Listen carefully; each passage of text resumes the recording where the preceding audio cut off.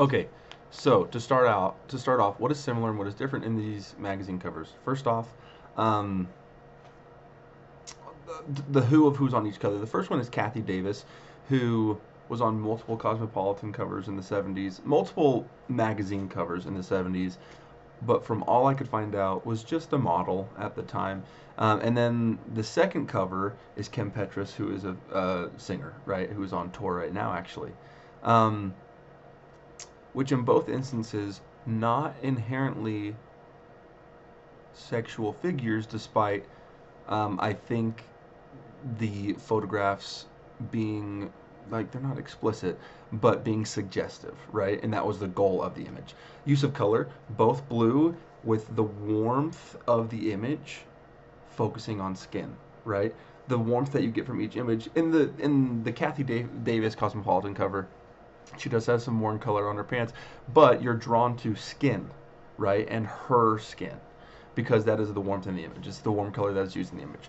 Um, Style really similar, but once again, I mean the style and layout are just they're supposed to be provocative, right? Despite not being two figures that are their goal is not to be provocative in their job, right? I guess models maybe more, but that is completely society based. Um, Same with design. I mean, I don't get the energy that this is what these women typically wear. It may be. There's nothing wrong with the outfits they're wearing, um, but the how provocative the images are kind of give off that. Um, I don't know. I also the the articles that are going to be in the actual magazine shaping um, the image a little bit more in the second one, whereas the first one it feels willy nilly. While in the second one, it kind of looks like they actually used it to shape the image, which I mean, interesting. Nothing wrong with that. Um, in the wording of the covers, what is the content theme written on each magazine cover? Um, Despite being a magazine that's articles are supposed to be for women, I don't think that these are articles that many women would be interested in, right? Um, I don't think most women need help to keep men away. Like, how to keep him interested when he's away from you. Are you sexually mature? 11 ways you and he can tell. These just these seem very male dominated articles about women, right? And a lot of them are written by men. Um, so I don't know. And then the second one, can AI fix dating? It is 2024 and therefore you're going to go pantsless. Like there's not real um, value in these articles outside of something to pass the time, or hey, we have these really talented photographers and these really cool people, and we want to make a magazine, so let's throw some stuff in there. Um, it seems like what's similar and what's different, it all revolves around dating or partnership or sex. That's the majority of what it's about, and I don't think that's what dominates anybody's life for the most part. Um, I think that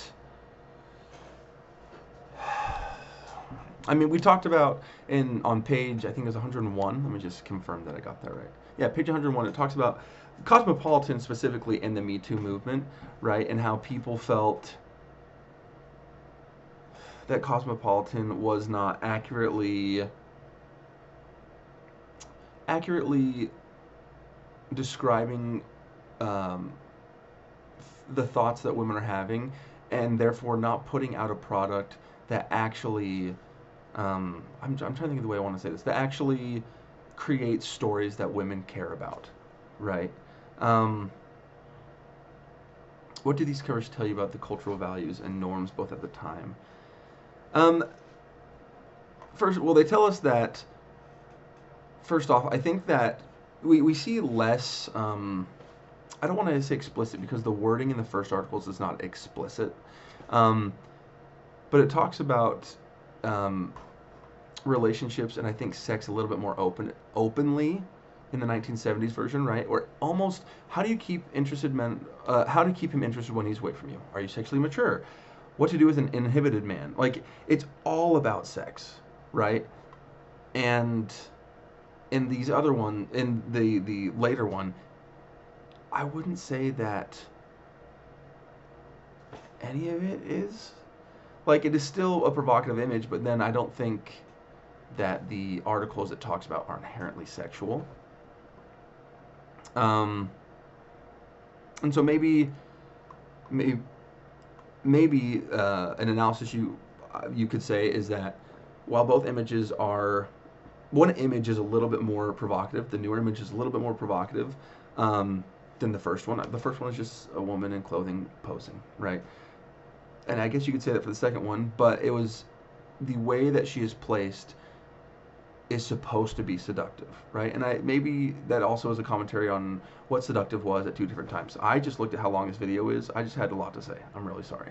Um, while in the first one, maybe a less seductive photo, more seductive articles, right? Or more sexual articles. Where second one, more seductive photo, less sexual articles. Saying the quiet part out loud. I don't think that this magazine is driving culture. I think they are. I think they exist inside the culture and are a commentary on it, whether they're trying to be or not. Right? That is how they survive. I think that in the past, as we've learned about, right, we'd learned about how before television, magazines pushed culture, right? And we talked about muckrakers and people who wrote stories to bring activism and to bring social change. Um, and I think those things still do happen. I don't think this magazine is an example of that. Um, anyway,